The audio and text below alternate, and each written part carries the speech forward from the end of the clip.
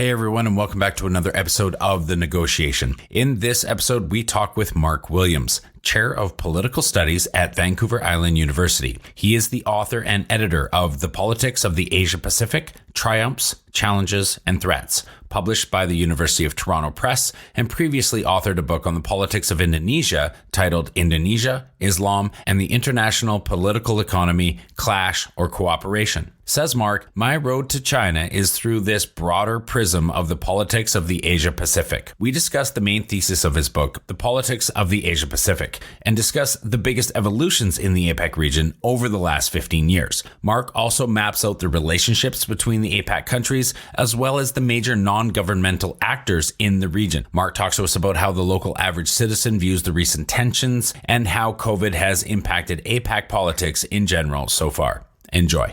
Russia looks out across its region and sees vassals and enemies. I think that there's a certain truth to this with respect to China as well, where they look upon this region and they see vassals like Cambodia, and they see rivals. And so this is a region that has this uncertain future because of this difficulty in finding that shared purpose. And there's also this concern about any countries having bilateral relations with such a preponderant power.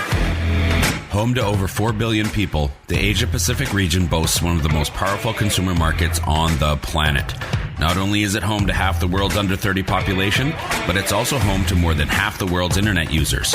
It's a market no globally minded brand should ignore, but entering markets like China is no easy task. Just ask the likes of Microsoft, Google, Uber, and Facebook. Times are changing, and with the right partners, doors are slowly opening as more and more companies find success expanding into the markets of the Middle Kingdom. I myself spent 8 years in China, mostly as a venture capitalist, helping early-stage tech companies enter the Asia-Pacific market successfully. This show is dedicated to uncovering and examining successful China entry and growth strategies by interviewing the people behind those success stories. My name is Todd Embley, and welcome to The Negotiation, brought to you by WPIC Marketing and Technologies. Mark, welcome to the show. It's great to have you. It's great to be here. All right. As we usually do, would love an introduction into yourself and how you came to be involved and an expert in China, and tell us a little bit about your path to China and your area of expertise. Hi, everybody. My name is Mark Williams, and I'm a chair of political studies at Vancouver Island University. I completed my PhD in political science at McMaster University in Hamilton, Ontario in 2013, and I've been at VIU ever since. I'm the editor of a recent book by the University of Toronto Press called The Politics of the Asia-Pacific, Triumphs, Challenges, and Threats. Before that, I authored a book on the politics of Indonesia called Indonesia, Islam, and the International Political Economy, Clash or Cooperation. And I also wrote a book that was published on mixed martial arts. I've published scholarly chapters and edited books on the politics of Indonesia, and I've published on a range of different issues pertaining to international political economy and international security in journals such as International Journal, the Journal of Political Science Education, the International Journal of Canadian Studies, and a few others. So my road to China, it really is through this broader prism of the politics of the Asia-Pacific. Back when I was an undergrad 20 years ago, the world was rocked by the terrorist attacks of 9/11. And so I was very, very much a student of trying to figure out the context of this global war on terror and these questions of American foreign policy in the Middle East. And eventually my attention really came to Indonesia in Southeast Asia and just how remarkable this young democracy really looked. It's the largest Muslim majority country in the world, the fourth largest country overall, third largest democracy in the world.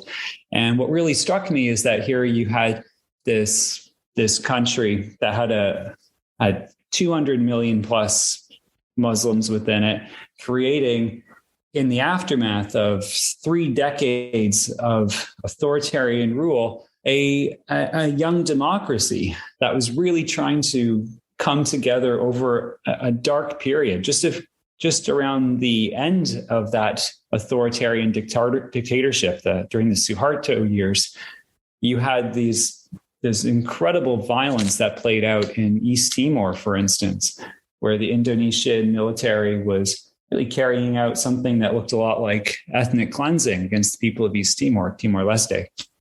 And from this brutal military action going on in East Timor, democracy really began to consolidate in some powerful and meaningful ways. And so one of the things that I started to really look at more carefully during my undergrad and my master's and eventually into my PhD was just how this politics all really played out in Indonesia since the late 1990s.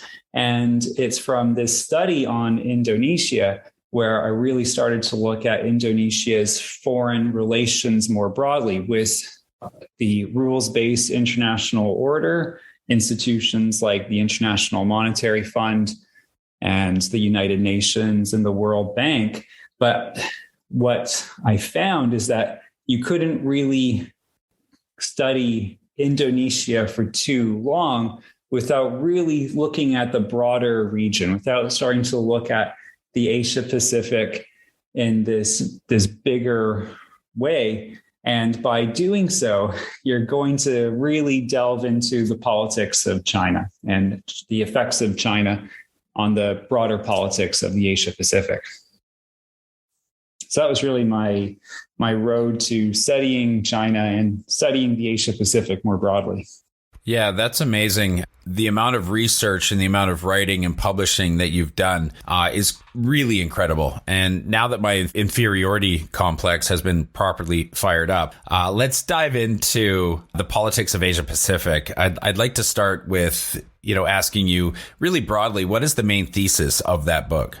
It's a kind of a unique book in that sense because I'm the editor of this book, and I really put it together to be this aid for classrooms that are dedicated to the teaching of the politics of the Asia Pacific. And so I was really reluctant to push too strong of a central thesis because what I was trying to accomplish in this book is to introduce people and students in particular to the politics of the region and to appreciate the diversity and the complexity of these issues facing this vast region on the planet.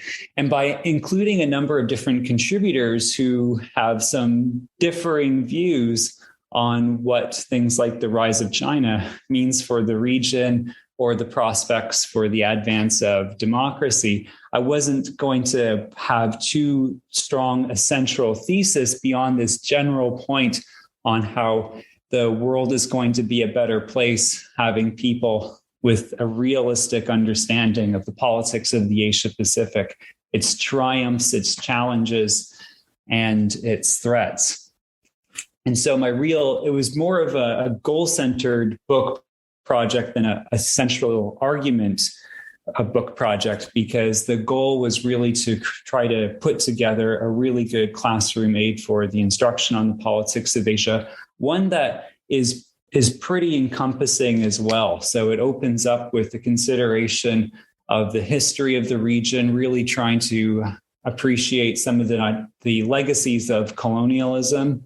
And then it moves into a discussion on the economy. And this is where a lot of attention is fixated on the Asia Pacific because of just the absolutely unprecedented economic growth that the region experiences in the post-World War II order. Back in 1993, in this World Bank publication called The East Asian Miracle, it said that if it was random chance, the economic success of the Asia Pacific would have had about a 1 in 10,000 chance of occurring. Of course, it's because it's not random, but it's rather through a design, through elected officials, public officials working with government bureaucracies and trying to work with the heads of major industries to coordinate what is called sometimes a developmental state model for the region, where government is trying to channel investment into specific industries to try to find and maximize comparative advantages rather than just leave it entirely to market forces. So there's an examination of the economics of the region, certainly one of the bigger triumphs that's to be found. And then it moves into a discussion as well on democratization and authoritarianism. And in this section, these chapters really challenge this Western bias where we tend to think about there being an arc of history where democracy is on the advance and that authoritarianism is what we refer to in French as the ancien regime, right? This ancient regime of the past. Whereas for the Asia Pacific, we've really seen some important advances to democratization. But on the other hand, it really still does seem to be a powerful bastion of authoritarianism. So it doesn't look like there's an arc to history. If anything, it shows us that there's been some cycles to authoritarianism and democratization, where in the 1940s and 50s and the first half of the 60s, a lot of countries had begun to democratize in some impressive ways, only to see authoritarian regimes settle in and freeze politics for decades. Another big section of the book is on security. And so looking at the security dynamics involving the rise of China as well as elsewhere in the region, and really appreciating just how violent the Cold War period was for Southeast Asia and Northeast Asia. Certainly, it looks like it was the most violent region on the planet for the Cold War. And there's another section, too, that tries to look into global and regional governance and to what extent the rules-based international order is going to be strengthened by a rise of China or largely undermined. And then the final section of the book, one that makes it kind of unique, is that it includes these active learning seminars where students they're going to be presented with a United Nations emergency session involving a crisis escalating in North Korea, where North Korea and the United States approach this major standoff. And so students participate in a model United Nations experience to try to de-escalate the crisis. Another one looks at the women's movement in the region. And then there's a third active learning sequence that has them participate in an association of Southeast Asian nations summit during a second Asian financial crisis. So that was really the approach of the book, is to try to have a goal of having a well-rounded introduction and survey on the politics of the Asia Pacific, but this meant that I wasn't going to try to approach it with a central argument that's going to powerfully link the different chapters together.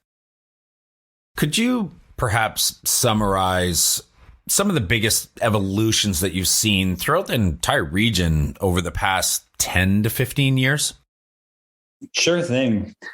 2,400 years ago, this one Athenian soldier, Thucydides, put together his history of the Peloponnesian War, this massive confrontation between Athens and Sparta in the classical Greek world. It was a war that dragged on for decades. It really consumed much of the Hellenic world. And there's all different causes for why the war became so impossible to end. It didn't end until Athens was under siege and dying from plague. And then the regime is basically destroyed and a Spartan puppet regime is installed in Athens for a time. But so there's all these different causes that Thucydides acknowledges. But in one part of the Peloponnesian War, he offers this really succinct, compelling explanation for it. And he says that the cause of the war was the rise of Athenian power and the fear it created in Sparta. And a number of scholars of international relations within political science, they really take note of that line. And what they've suggested is that in history, there is a Thucydides trap. And this is an acknowledgement of how challenging it is for a ruling power to find a way to accommodate and find shared purpose with a rapidly rising power.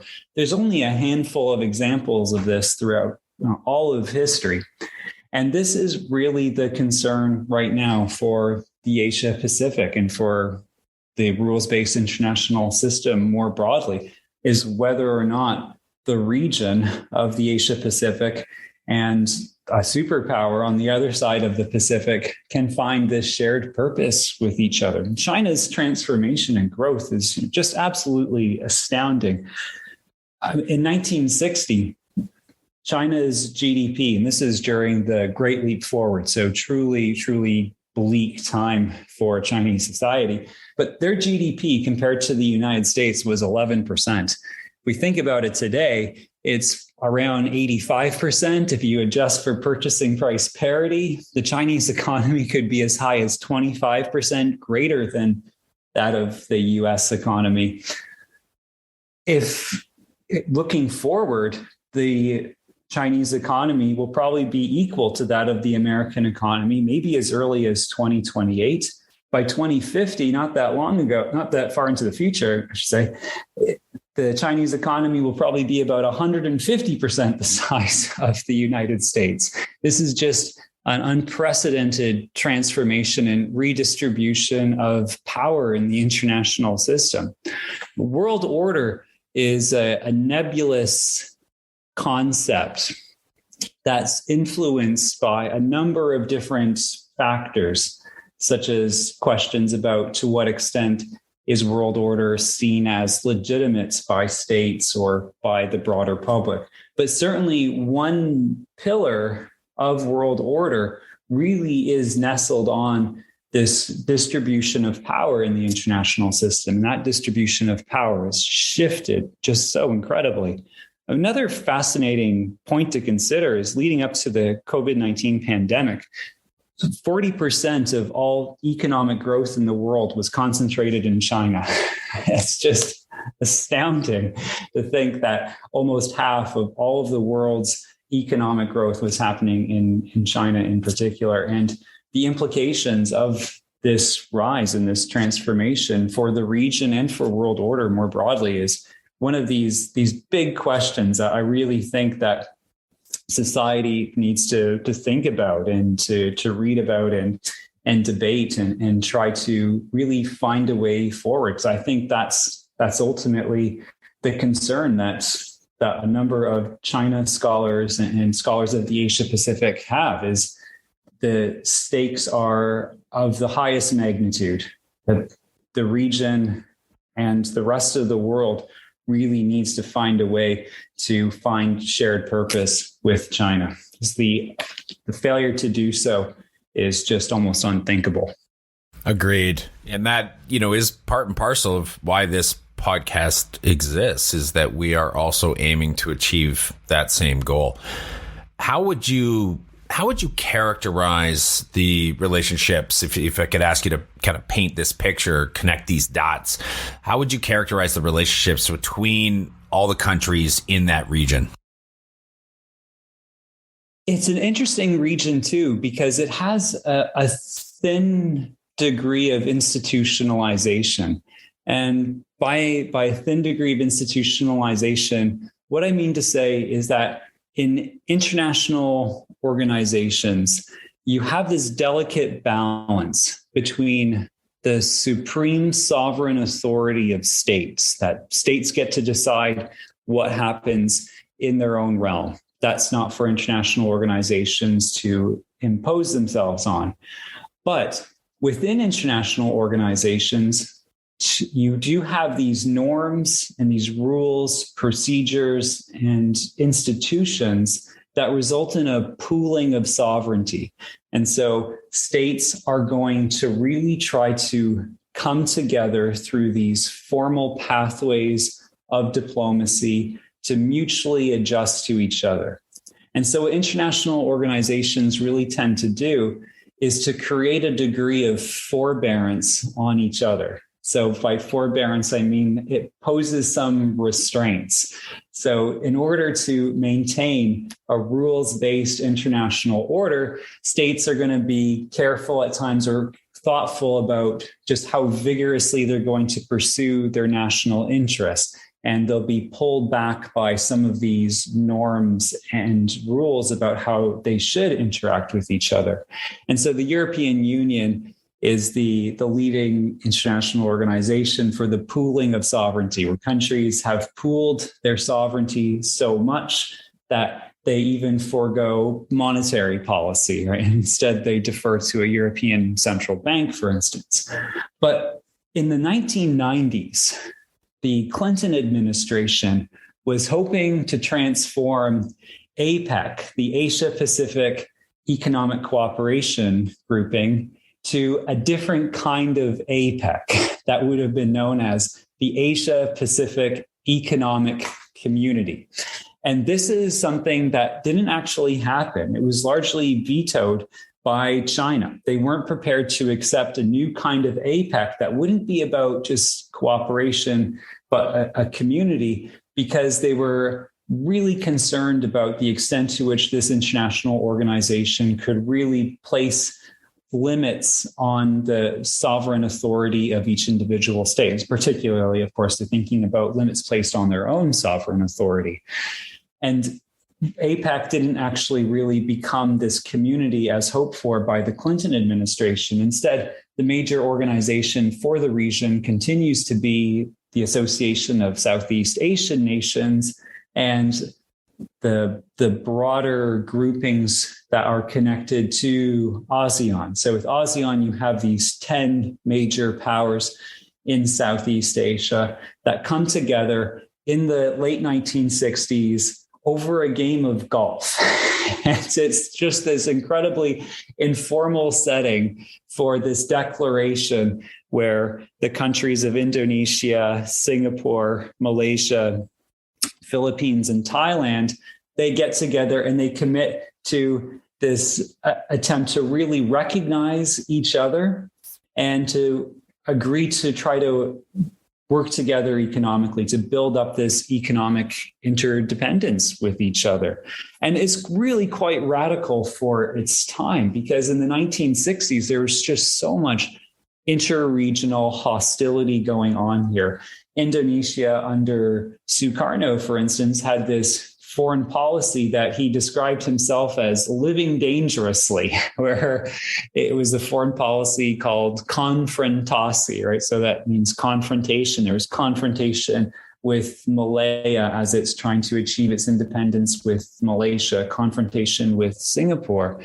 And you also had during this time period the Second Indochina War, known as the Vietnam War. And so you've got this brutal war going on in peninsular Southeast Asia.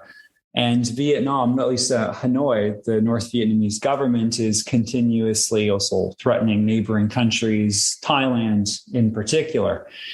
And as the Vietnam War starts to reach its apocalyptic ending, ASEAN began having these discussions about whether they should really bring the rest of Southeast Asia into the association. So some countries, it's an easy choice, like Brunei, when it finally gets its independence in the 1980s, very wealthy Brunei is an easy choice to be brought into ASEAN. But to what extent should countries like Vietnam and Cambodia and Laos also be included? Thailand and Singapore were really reluctant to bring Vietnam within ASEAN, but it was Indonesia that really wanted to push it.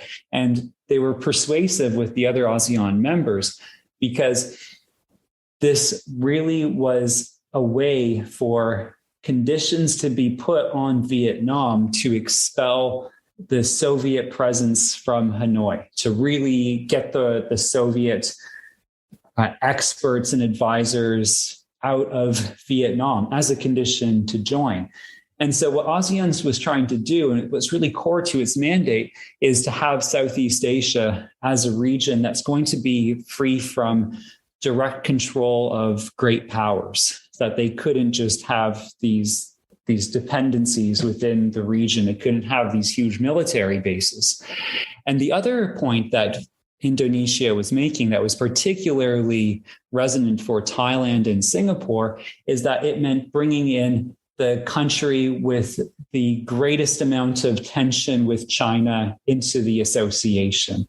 And so Vietnam had invaded Cambodia, for instance, when the Khmer Rouge regime was in power during this horrible genocide that was going on there. Vietnam had this brutal war with Cambodia. It's really quite incredible. The number of Vietnamese who died in that war with Cambodia was just about the same number of Americans, for instance, who were killed fighting in the Vietnam War.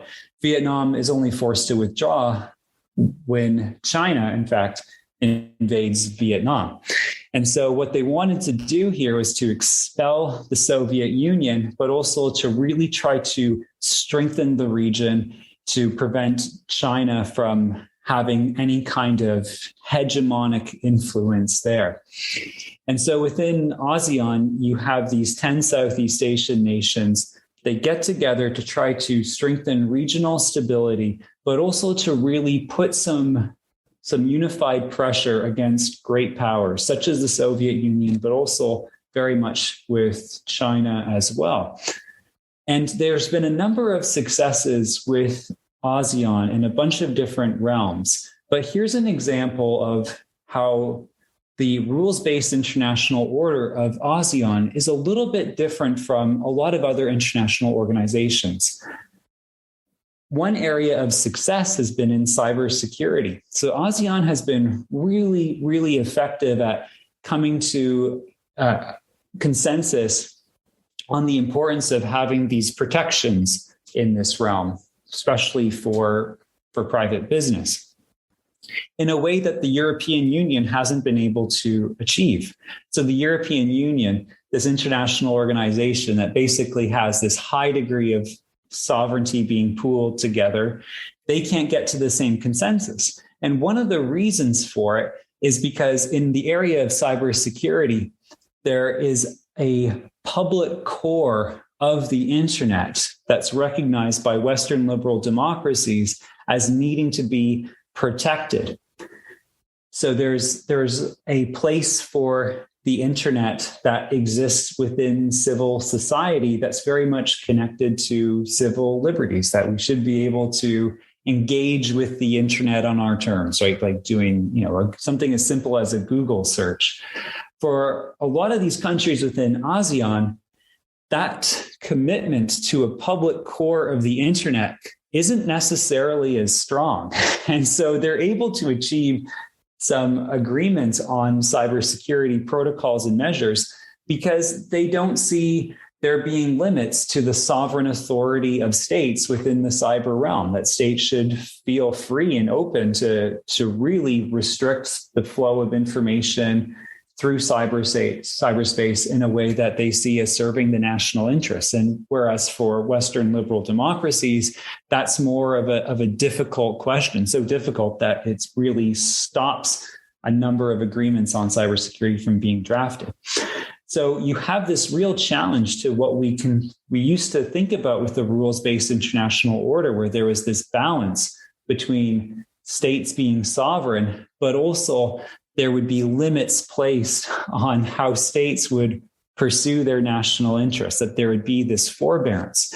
The politics of the Asia-Pacific, even in the case where you have this large regional organization, which through the ASEAN +3 includes Japan, South Korea, and China, as well as an ASEAN +6, which adds Australia, New Zealand, and India to the grouping, you have a stronger commitment to protecting and recognizing sovereignty of states, and less of a commitment to the idea that states need to pool their sovereignty together and really come together in a more deeply institutionalized manner.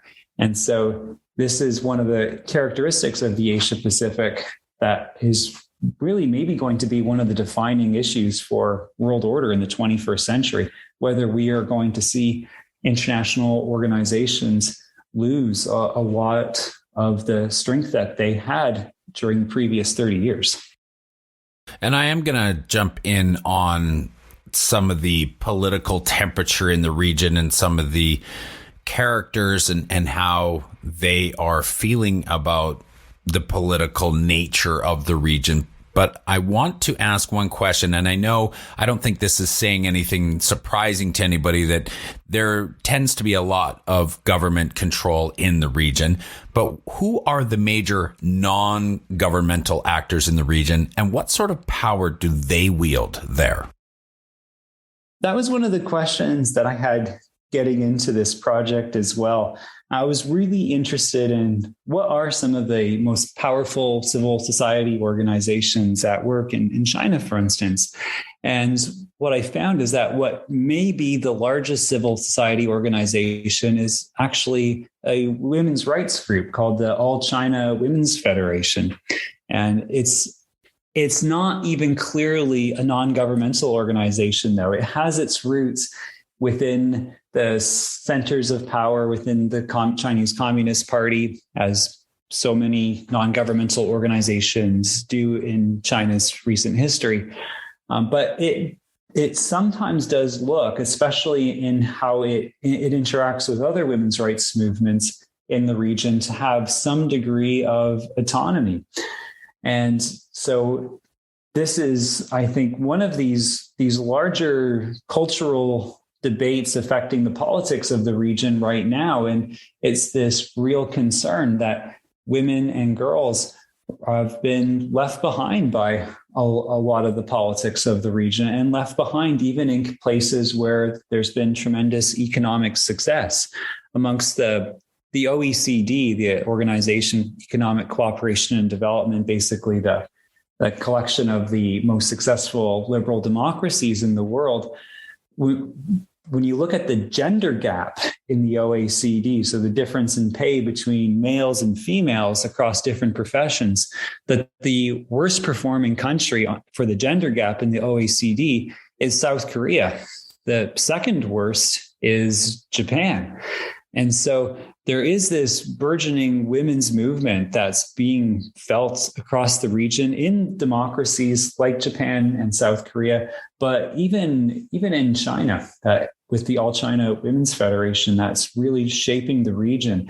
It's having such an effect that you're even beginning to see this anti-feminist pushback against the women's rights movement.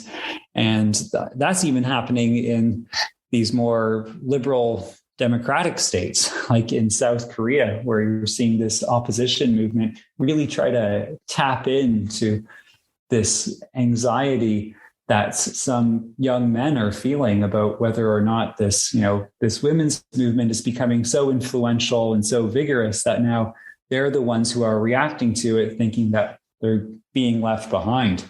So that was definitely one really fascinating study that came from this project and inspired this active learning chapter that encourages students to really learn about one of these women's rights movements in civil society and to be able to represent them at a conference and articulate the challenges that women and girls are facing in the country where they operate, and how it is that these groups are trying to work within their system to try to create some meaningful change. How do consumers, residents, the average person in the region feel about the political nature or temperature there? Obviously, we have a few different political systems, as you mentioned, South Korea versus China, for instance. I'm curious how those different systems are received or have been received by the average, consumer or person who lives in the area. Right. I think that this is another area where the rise of China does loom pretty large. Back when the Cold War came to an end, and a lot of commentators in the West, they really clung to this idea that Francis Fukuyama had, this Japanese American scholar, and wrote a book, first an article, then a book called On the End of History, where he's basically suggesting that liberal democracy is the end point of political ideology, that the ideological debates about politics have largely been resolved and liberal democracy will be triumphant. And the longtime president of Singapore, Lee Kuan Yew, he, in a number of interviews, he pushed back against that idea. And he wanted Westerners to tone down that exuberance and said that, well, liberal democracy may not really fit with Asian societies because of the family structure, the more strongly held views about community rather than individual rights, and this general deference towards political authority. And for Lee Kuan Yew, his argument was that in order to achieve developmental success and to have these really strong growth rates, and Lee Kuan Yew knows more about what it takes to achieve strong economic growth than just about any person of the 20th century. There's a saying about how back in 1960, Singapore's GDP per capita was 1/6 that of the Soviet Union, whereas today, Singapore's GDP per capita is well over 6 times that of the Russian Federation. And so Lee Kuan Yew's point was that democracy may really be ill-suited to Asian society and to the political structure of Asia. But Lee's commentaries on this provoked a whole bunch of reactions within the region, and it became known as the Asian values debate, where a number of people within the region said that's just what supporters of authoritarianism and those elites who are afraid to let people decide who ought to represent them in government want you to believe, and that there's nothing about democracy that's going to slow down development or hold it back.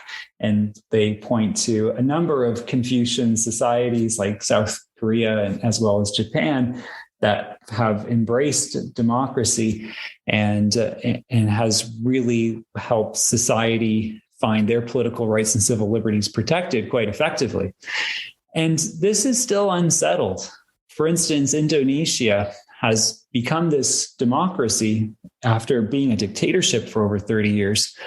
But it's also been suggested that Indonesians seem to be pretty passionate in support of these democratic reforms, but not necessarily out of reasons grounded in identity of being in a democracy and associating themselves as being liberal Democrats, but it's more utilitarian. And so within Indonesia, you have this groundswell of support for democratic reform, but it's utilitarian in the sense that Indonesians are really expecting that this is going to usher in some tremendous benefits for society, especially trying to undo the corruption of the Suharto years. Like there were times during the Corruption Perceptions Index where, granted, only about half the world was surveyed for the extent to which they were corrupt. So it's leaving out huge parts of the world. But there were some years early on with the Corruption Perceptions Index where Indonesia was ranked as the most corrupt country on the planet.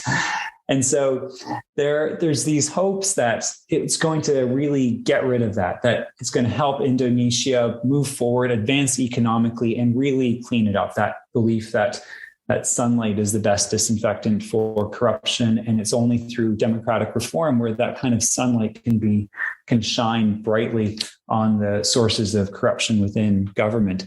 And so this Asian values debate really seems to persist. And even in places where democracy may seem to have consolidated, not necessarily advancing right now. I don't think democracy is advancing beyond where it is right now in Indonesia, but it's consolidated to a certain extent. But it's really more from this utilitarian perspective of there being a belief that this is going to make things better for Indonesian society. It's going to help out the economy, for instance. How has COVID, and we always have to kind of talk about COVID right now because it's extremely impactful. How has the COVID pandemic affected the politics of the region, if at all? I think that the COVID-19 pandemic does show us both some of the triumphs of the Asia Pacific as well as the challenges and threats. I think that the biggest triumph is just how effective a number of these countries were in shutting COVID down and accepting things like mask mandates and various restrictions. I mean, the number of deaths and incidents of COVID per 100,000 in Singapore and South Korea and in Taiwan is just a fraction of what we saw in so many other countries. New Zealand, for instance, is one of the countries of the OECD that had a particularly impressive response to the COVID-19 pandemic. And even compared to New Zealand, Taiwan and Singapore had a fraction of incidents. And so that really just shows this technocratic governance that can be so incredibly effective. And it's able to be effective in these societies that have been more resistant to polarization than in so much of the rest of the world. So there's this sense that we've got to defer to political authority on an issue like public health. And I think a lot of this does come from these hard lessons that were learned from the SARS outbreak and of 2002, 2003. Sometimes it's jokingly said that the United States of America should better be understood as the United States of amnesia because of how quickly important lessons are forgotten by Washington. And you can't really make that same joke about the politics of the Asia Pacific. A lot of these governments really seem to internalize these lessons as they did after SARS. I think that, and another example would be the success of China's no COVID or zero COVID policy, where the number of deaths, at least that have been reported in China, are from COVID are just a few thousand, right? Despite the virus having its origins in China. So there's been triumphs, but there's also challenges and real threats that COVID shows us as well. So I think that it's kind of a mix of these triumphs and challenges that really come to light when thinking about COVID-19 in the region. If we look at APAC, we see roughly 2 billion consumers, a pretty fragmented geopolitical system, and quite varied political and economic systems in general. How do you see the region evolving over those areas over the next 10 to 15 years? And does this fragmented, decentralized type of situation that we've painted out, does it matter in your opinion?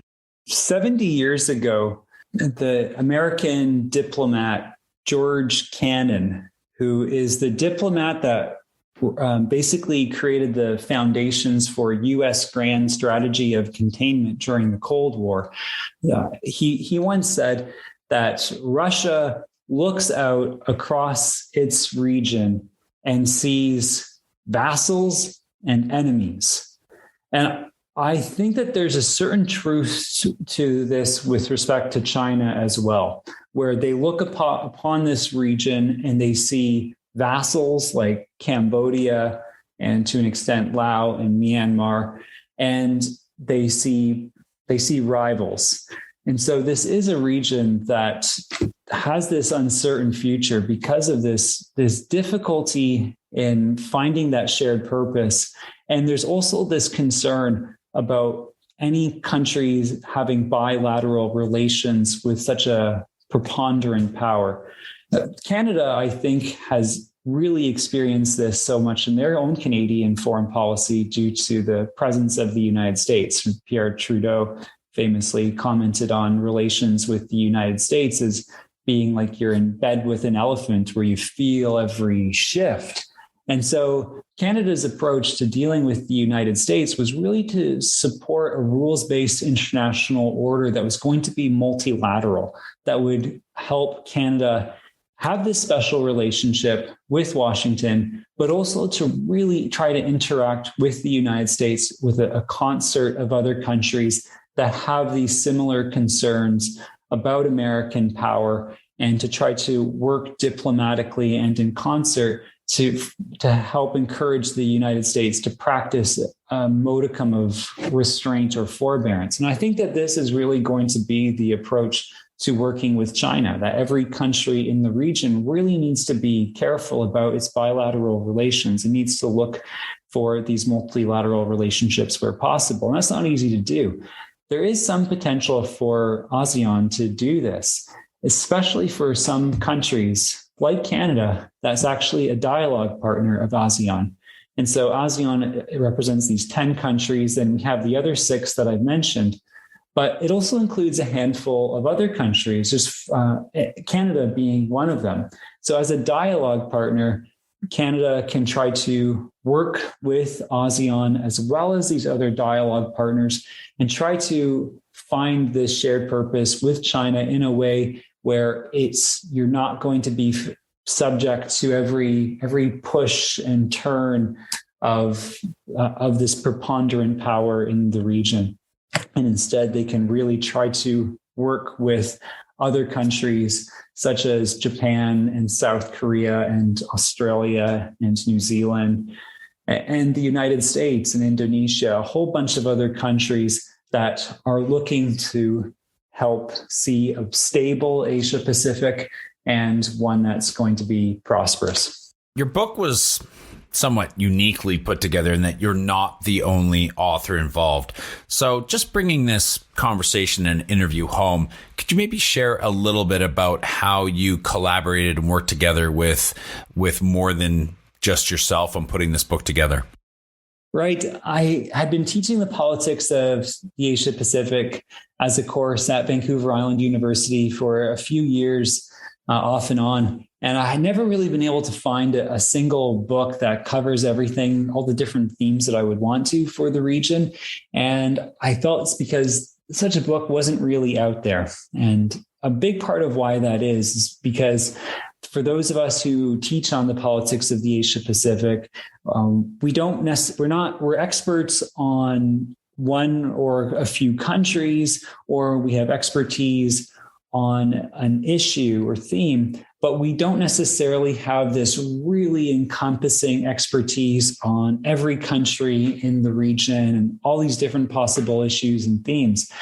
And so what I really wanted to do was try to reach out to a range of different people, and former diplomats, scholars, both retired as well as at a earlier stage in their career, other emerging voices, such as people in law school, and try to really bring the different expertise that people have together in a single volume that I didn't think that I'd be able to do on my own. And I think would be really hard for just about anyone to bring together on their own. And so it was really meant to bring this different expertise together and try to find a home for it in a single book.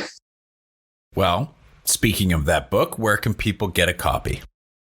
But you can either order it directly from the University of Toronto Press's website, or you can find it on Amazon, as well as chapters online, and you can order from there. Excellent. Thank you very much. Mark, last question for you. Do you have one or two other people, individuals, known entities in the universe who you might recommend for me to be able to interview on the Negotiation Podcast that you might also like to listen to if we were to be able to get them on here?